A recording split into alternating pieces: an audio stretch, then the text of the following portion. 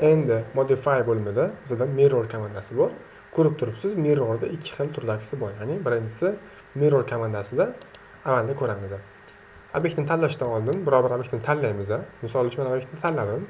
Tanlangan holatda mirror komandasini kiritamiz. Ya'ni mm bosadigan bo'lsak, mirror komandasini birinchisi aktivlashadi. Ya'ni bu komanda yordamida biz obyektimizni biror bir obyektimizni markaziga nisbatan nusxasini, ya'ni akslantirishimiz mumkin. Misol uchun mana bu obyektimizni markazga nisbatan obyektimizni nusxasini yasaymiz. Bir marta bosamiz. Mana shu holatda ko'rib turibsiz. Markaz mana bu tomon bo'lgani uchun mana bu obyektimizni qarama-qarshi tomonga nusxasini yasab berdi. Ctrl Z.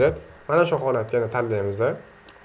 Tanlangan holatda mirror kiritilgan bo'lsa, ya'ni mm bosadigan bo'lsak, mana bu yerda parametr kelib chiqadi. Ya'ni biz obyektimizni kopiya, ya'ni nusxasini yasashimiz kerakmi yoki shunchaki joyini ko'chirishimiz kerakmi? Misol uchun amalda ko'ramiz. Mana ko'rib turibsiz, mana shu holatda kopiyani olib qo'yganimiz uchun obyektimizni shunchaki o'zini move qilib qo'ydi, ya'ni joyini o'zgartirib qo'ydi.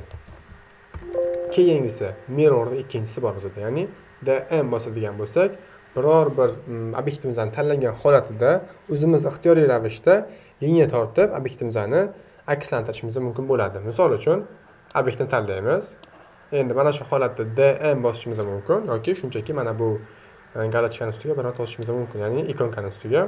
Keyin biz ixtiyoriy ravishda xohlagan tomonimizdan chizma chizishimiz kerak bo'ladi. Misol uchun yuqoriga qarab chizaman. Mana shu holatda ko'rib turibsiz, obyektimizning nusxasi yasaldi. Ctrl Z, obyektni tanladim. dm bosadigan bo'lsam, komanda aktivlashadi. Keyin pastki tomonga ham nusxasini, ya'ni aksini yasashimiz mumkin. Mana.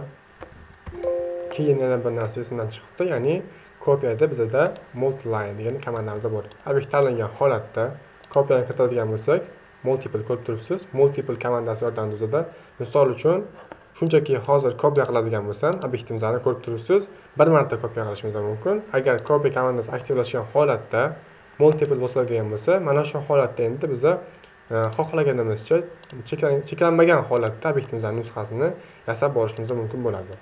Shunday qilib, hozircha stop.